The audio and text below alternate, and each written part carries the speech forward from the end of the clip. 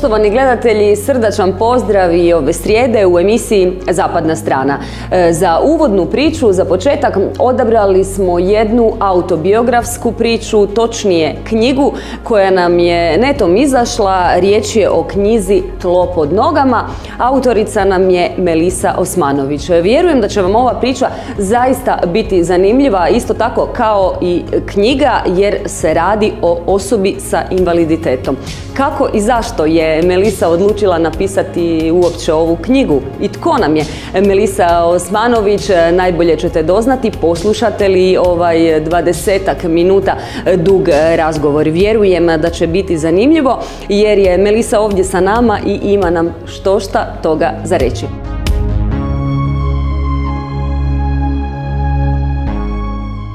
Melisa, dobrodošla u Zapadnu stranu. U prostorijama smo društva distrofičara Istre gdje ćemo danas i odraditi dio ove naše priče. Dobar dan svima. Kako i zašto je nastala ova knjiga Tlo pod nogama? Pa to je knjiga koja nije nastala preko noći, dugo sam razmišljala o njoj da je napišem i nastala je u nekih 3 godine radeći na njoj. Knjiga je nastala zato jer sam odlučila da napišem neke stvari koje su se, kako bi ja rekla, dugo kuhale u meni i koje sam mislila da je potrebno da ljudi pročitaju i da znaju i da doznaju nešto više o mom životu, o mojoj bolesti i svim mojim stvarima koji su mi bitne u životu. Za početak, tko je Melisa Osmanović? Kako biste se najbolje, odnosno kako bi se najbolje predstavila našim gledateljima? Pa, ne bi ništa nešto posebno. Znači, rođena sam u Puli, imam 30 godina,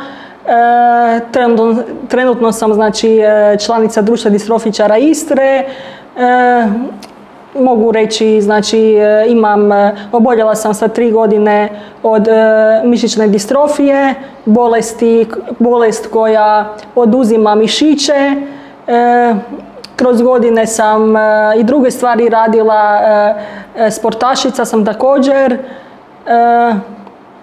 I tako, znači sve ostale stvari ko svaka normalna osoba. Da. Ovo je autobiografska priča. Što te je potaklo na pisanje? Pa potaklo me to da sam vidjela da se može, da i drugi pišu. Htjela sam da se dozna malo više o životu osoba s invaliditetom, koji su to izazovi sa kojima se susrećem ja osobno, a i sve druge osobe. Htjela sam malo više čak da se o toj bolesti zna. Znači, napisala sam i u knjizi o njezinim vrstama, kako se čovjek poslije suočava sa tom bolešću, koji su svi ti izazovi, prepreke, kako u stvari čak i kretati se uz pomoć kolica, kakve su to stvari koje se susreće i sve možda neka pitanja na koje druge osobe, recimo pod navodnicima zdrave, imaju neka pitanja za osobe koje se kreću s pomoć kolica. Znači, taj neki odnos. Rođena si kao zdravo dijete, rekla si s 3 godine da se počelo primjećivati, zapravo kad si se trebala početi dizati na noge, jel tako? Onda su se počele uočavati te nekakve poteškoće. Sjećaš li se toga dijela života? Vidim da u knjizi piše, ja još uvijek osjećam tlo pod nogama. Da, sjećam se toga i zbog toga sam odabrala čak i naziv Tlo pod nogama, jer se sjećam tih nekih dana kada sam hodala, u stvari hodala sam do svoje 10. godine, tako da ipak imam neka iskustva i neke događaje. I onda znači od 10. godine sam sjela u invalidska kolica i tu isto počinje neki novi život za mene, neke stvari koje sam htjela podijeliti sa drugim ljudima i samo to suočavanje, prihvaćanje bolesti, počevši prvo od tuge, od bijesa, od razočarenja, znači sve sam to zapisala. Ono što je zanimljivo da uvod u knjizi, odnosno posveta koja je napisana je prvenstveno mami i tati, bratu i sestri, a onda naravno i svim ljudima koji su uvijek bili tu za tebe. Obitelj ti je jako važna. Kako su se oni suočili sa svime ovime?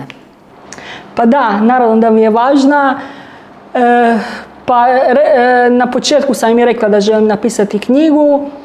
Potom sam im poslije čak i pitala za neke događaje koje nisam bila sigurna da li su točne ili kako se to događalo, tako da su mi s te strane pomogli. Nije im bilo lako ponovno čitati cijeli moj život iz početka. Definitivno nije bilo, ali pošto su oni uvijek uz mene, znaju sve im je recimo normalno, tako da im je bilo drago da sam odlučila na taj čak jedan korak koji nije bio lak. Kažeš da si sa 10 godina sjela u invalidska kolica. Kakav je to bio osjećaj? Tada se ljudi počinju približavati tim tinejdžerskim godinama. Kakavo je bilo prihvaćanje javnosti, prijatelja? Koliko su ti pomagali? Vjerujem da je bilo i situacija onih koji su se odmicali od tebe. Pa bilo je i takvih situacija, to baš i opisujem u knjizi. Bilo je teško, recimo, nisam čak ni bila svega svjesna, mogu reći, sa tih 10-12 godina. Čak su mi kolica bila u tom trenutku čak i dobro došla, odnosno čekala sam da sjednem jer mi je bilo teško hodati. U zadnje vrijeme je bilo sve teže i teže i onda kad su došla kolica činile su mi se kao čak i neki spas, mogu reći, od svega što sam doživljavala. Tako da kad sam sjela možda čak nisam bila ni svjesna, onda poslije kako sam rasla, kako sam više saznavala o toj bolesti, šta sve ona nosi sa sobom, onda sam onako možda promijenila mišljenje i više sam tražila i kopala šta ona znači i eto sada mogu reći da mi je postala suputnica u životu samo. Kako bi rekla, koji je tvoj glavni cilj pisanja? Što si ovime htjela postići? Pa htjela sam postići da, znači kao što sam rekla, da se više zna o osobi s invaliditetom, kakav je njezin život, da, na primjer, ja kad sam bila mala da sam imala tako nešto sve na jednom mjestu, da vidim šta me čeka od početka pa nadalje, bilo bi mi lakše. Tako da bi voljela i obraćala sam se dosta i roditeljima osoba s invaliditetom, ali i drugim vrstama isto, ne samo moje bolesti, nego i druge vrste invaliditeta. Tako da i oni znaju da i za sve ljude koje traže možda neku edukativnu, motivirajuću knjigu, tako da i za sve ljude. Prije nego krenemo o nekakvim životnim pričama, o tvom bavljenju sportom, školovanju, izaći ćemo naravno u park i tamo ćemo razgovarati.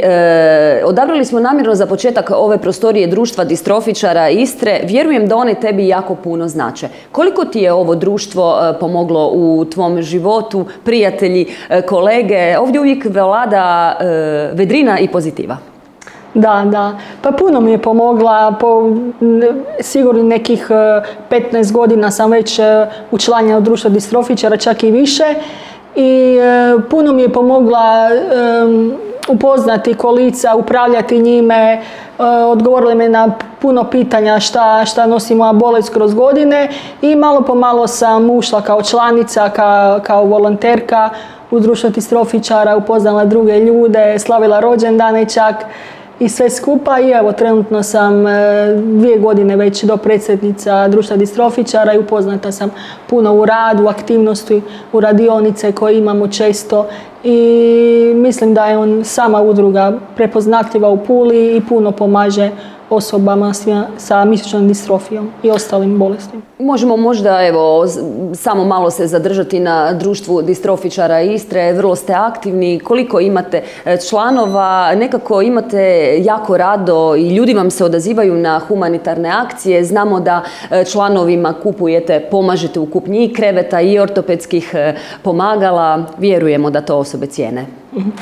Da, imamo donaciju, imamo jednu prostoriju gdje isto iznajmljujemo invalidska kolica, štake, hodalice, sve što je potrebno osobama. Također, znači, Društvo distrofičara uskoro slavimo već 50 godina u Puli, jako je prepoznatljiva udruga i mislim da, evo, da se svako kome je potrebno da se može javiti, pogotovo osobama s neuromuskularnom bolešću. I koliko imate članova i koliko njima koriste ove radionice? Da, imamo trenutno oko 125 članova. Imamo mnogo radionica tijekom mjeseca, evo, i zadnjih nekoliko godina imamo dosta i projekata. To su od osobnih asistenata, projekti briga za zdravlje i ostalih, i onda na temelju tih projekata imamo puno radionica, likovnih radionica, psihosocijalnih, imamo i kuhanje, održavamo, odlazimo dosta često i na jahanje, koristimo i bazene u zadnje vrijeme, tako da stvarno puno toga imamo, veliki izbor aktivnosti. Najbolje da mi sada izađemo van i dio razgovora snimimo u ovom našem ovdje prekrasnom parku, pa onda ćete nam pokazati i sve to što ste svladali i sa kolicima, ali isto tako da vidimo i mi i naši gledatelji da se vi jako suvereno snalazite i u životu i u svakodnevnim aktivnostima. Može.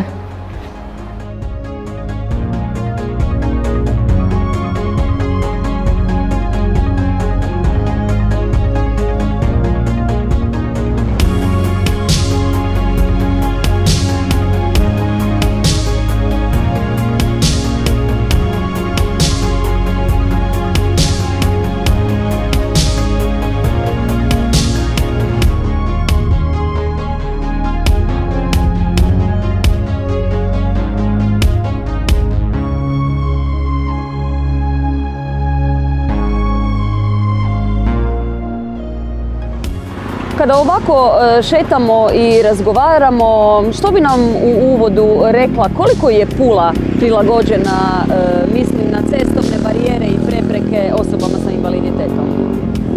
Pa mogu reći da je zadnjih 5 godina do 8 su se stvari puno poboljšale. Sada kada se radi, se gleda da bude sve pristupačno, da imaju nogostupi, tako da neke stvari stvarno mogu reći da je sada bolje, ali naravno još uvijek neke ustanove poput socijalne skrbi, FINE, na primjer, ljekarne u gradu, još su te neke stvari koje i dan danas nisu pristupačne osobama koje se kreću s pomoć kolica.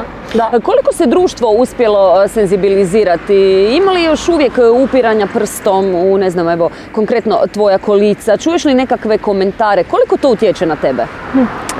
Pa i to se sad smanjilo, ali naravno uvijek ima nekih pojedinaca kada izađem negdje ili kad upoznam nekoga, ali to su recimo neke stvari na koje više ni ja ne obraćam pažnju, i uz pomoć naravno samopouzdanja nekih stvari u životu sam se i ja recimo upoznala i vidjela da to možda nije ni toliko strašno, da moraš dopustiti čovjeku prvo da te upozna i onda sve ostale stvari. Tako da je i toga manje, mogu reći. Kada si rekla da si pisala knjigu, rekla si da su to samo neke sitnice i oni tvoji možda najbitniji detalji koje si u njima opisala i izvukla. Što bi opisala kao najstresniji događaj u životu? Što te najviše povrijedilo, nanijelo nekakvu bol, tugu?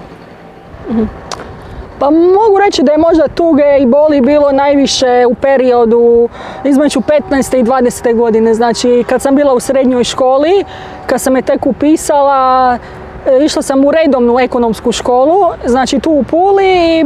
Jedino sam ja bila osoba s nekim invaliditetom i možda mi je tu bilo malo teško pohvatati. Bilo nas je 30 u razredu, onda samo ja recimo koja sam u kolicima, tako da i njima mislim bilo malo onako čudno i još u pubertetu si i gledaš neke onako druge stvari i to. Tako da mi je taj period možda bilo do maturalnog putovanja, zabave, taj period mi je bio malo teži u životu, ali poslije su se počeli stvari na svoje mjesto. Ne bi voljela otkriti gledateljima sve što je u knjizi, jer će zapravo promocija knjige biti 8. veljače, jel tako, u Pulskoj knjižnici, gradskoj knjižnici i čitaonici. I tada će moći možda ovako neke sočnije detalje vidjeti, ali isto tako i kupiti ovu knjigu. Ono što moram pitati, spomenula si redovno školovanje, spomenula si maturalno putovanje, maturalnu zabavu. Jesi li bila na maturalnom putovanju i na zabavi? Bila sam, da. Išli smo u Poljsku, Češku. Evo, taj dio isto opisujem u knjizi. To mi je ostalo u lijepom sjećanju jer sam ipak uspjela ići. Bilo je tu puno prvo pitanja kako ću ići, s kim ću ići i sve skupa, ali na kraju se složilo tako da sam otišla i to mi je bilo lijepo sjećanje. Koliko su važni za osobu sa invaliditetom asistenti? Ti imaš svoju asistenticu, ili tako, koja je sa tobom 4 sata dnevno. Koliko je to dovoljno? Koliko ti je potrebna? Da, imam na 4 sata, to je definitivno malo za sve moje potrebe koje imam tokom dana i obveze. Trenutno se radi jedan novi zakon u Hrvatskoj koji bi trebao stupiti na snagu iduće godine i koji bi svima podigao satnicu, ali i sate na dan. Znači onda bi svi imali 8 sati, svi osobe s invaliditetom koji to potraže. Tako da taj projekt i sama usluga osobnog asistenta mi puno pomaže. Sad, na primjer, ne bi mogla život zamisliti već da nemam neku osobu, a da to nisu stalno roditelji ili prijatelji ili bližnji koji mi pomažu. Tako da, eto, jedva čekam, tako bi to nazvala, da imam na 8 sati i onda će mi biti neke stvari jednostavnije i bit će puno lakše kroz dan. Među školovanjem, maturalnim putovanjem, zabavom, prijateljima koje si spomenula, važnu ulogu u tvom životu ima i sport. Kako i kada je to počelo? Članica si boćarskog kluba osoba sa invaliditetom Istrijana. Tako je, da. To je nekih 10 godina počelo. Prvo onako nekako neobavezno, poslije sam ušla u to malo više. I onda sam postala hrvatska reprezentativka, išla sam na 4 europska natjecanja, 1 svjetsko i mnoga druga međunarodna. Veliku ulogu mi u životu dalo, upoznala sam nove ljude, novo sve skupa i tako da je definitivno promijenilo jedan dio mog života, da. Evo, možemo se ovdje malo zaustaviti, ja ću sjesti, naravno nastavit ćemo pričati. Sport, čuli smo da je to bočanje, da je bilo jako važno u tvom životu. Kroz ovaj razgovor i sve ovo što nam pričaš, rekli bi, zapravo tvoj život je normalan kao i, jel tako, ja neću reći zdravih osoba, jer svako se treba suočiti i prihvatiti ono što mu život nosi. Upravo tako si i ti. Da, prihvatila sam, meni je to normalno, ja kolica gledam kao, kako sam i navela, kao jedan metal koji mi, jedno prijevozno sredstvo koje mi pomaže tokom dana. Naravno, to možda nekima drugima sa strane su kolica drugačiji pojam, ali eto, mislim da je bitno da budemo što više vidljivi u javnosti, da budu kolica i bilo što drugo što više vidljivo i da ljudi se znaju postaviti. Evo, baš jedan dio u knjizi sam posvetila i bontonu osoba s invaliditetom, da i drugi ljudi znaju kako se ponašati, kako prići, kako razgovarati sa nama, tako da mislim da je bitno o tome govoriti. A ja ću opet malo ustati da me moja kamera kasnije ne špota, jer sam ja okrenuta prema suncu, a kad su bontoni i osnove ponašanja u novinarstvu, onda to mora biti da je sugovornik, da ne blješti kameri. Dakle, rekla si da postoji bonton. Možemo i stati. Koja su ta osnovna pravila kojih bi se ljudi trebali pridržavati? Što je osnovno što bonton za osobe sa invaliditetom kaže? Pa ima nekoliko pravila, bi ja to rekla. Možda je najvažnije je da uvijek osoba sa kojom pričamo, bude u ravnini sa očiju. Znači da osoba sjedne ili čučne malo niže i to.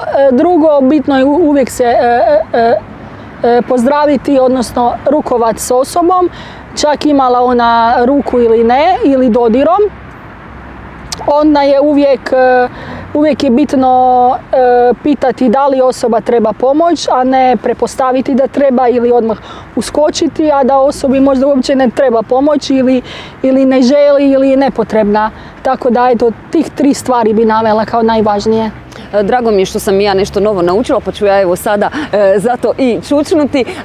Ono što bi još htjela, voljela i željela znati, vjerujem i naši gledatelji, jesu da je tu i autoškola koju si uspješno položila i zaista suvereno barataš na cesti vozilom. Tako je, da. To je jedna odluka bila koju sam htjela ostvariti i koju sam, hvala Bogu, i mogla. U Puli je postojala autoškola opremljena baš za osobe s invaliditetom, kao i automobil koji ima ručne komande. Položila sam prije 8 godina i automobil mi tako pruža veliku neovisnost, samostalnost, društveni život, viši. I evo, to mi se sviđa i mislim, volim voziti. Cijeli život vozim, bilo u kolicima ili u autu, tako da mi je to isto vjerojatno me potaklo još više. Društveni život, dakle, uživaš ga, družiš se, voliš biti s prijateljima? Tako je, da, naravno. Čovjek je društveno biće, tako da volim provoditi vrijeme sa prijateljima, u glazbi, na piće, malo odmoriti, prošetati se, evo. Rekla si da se već duže vrijeme zapravo ideja o ovoj knjizi rađala u tvojoj glavi. Moramo spomenuti sve one koji su ti pomogli u realizaciji. Tako je, da. Tu su nekoliko osoba koje su mi pomogle. Počela bi možda sa lektoricom Nelom Baričević, kao i Tatjanom Šušnica-Relić. Oblikovanje i prijelom stranica je zadužena Jasna Kovačević. Recenzija je Bajram Osmanović, grafika i dizajn Sanja Kolenko, tiskalo se u Svetičenatu grafika Režanci i moram reći da je vlastita naklada, odnosno da sam cijelu knjigu sama financirala. Vjerujem da će biti uspješna prodaja i da će ti se to evo uspjeti vratiti, ali ono što je najbitnije da će ostati ljudima u mislima, u glavi, ono što si ovdje napisala. Kakvi su tvoji planovi i očekivanja za budućnost? Niko ne zna što nam nosi sutra, ali evo, što bi ti voljela, željela, koji su možda i neki neostvareni snovi? Kad sam spomenula snove, vidjela sam, pročitala da si velika zaljubljenica u telenovele i da je jedan od snova putovanje u Meksiko. Je li još uvijek? Da, je. To bi recimo voljela još ostvariti, a budućnost kao budućnost isto, ne znamo šta nosi i što sve, ali voljela bi definitivno neke stvari ostvariti u budućnost. Evo, to bi ostavila, jer evo piše u knjizi koje se to stvari, pa eto, to neka pročita. Neka to onda ostane tajna. Koliko si sretna i zadovoljna svojim životom za kraj? Pa, dosta sam zadovoljna. Naravno, voljela bi još neke stvari da su još bolje, ali smatram da živim život kao i svi drugi i čak i život kao i recimo kada ne bi imala taj invaliditet. Tako da, eto, učim još uvijek neke stvari, istražujem i živim. Hvala ti lijepo, Melisa, na ovom razgovoru. A hvala i vama, dragi gledatelji, i vi učite i naučite puno toga. Vjerujem da će vam većini Melisa biti jako dobar primjer. Ona je zaista dokaz da se sve može. Čuli ste već knjigu Melise Osmanović, Tlo pod nogama. Možete kupiti, odnosno doći na promociju 8. veljače u Gradsku knjižnicu i čitaonicu u Puli. Pogledajte što je sve ova hrabra djevojka napravila i što će još napraviti, gdje joj je kraj, ima samo 30 godina. Bravo, Melisa.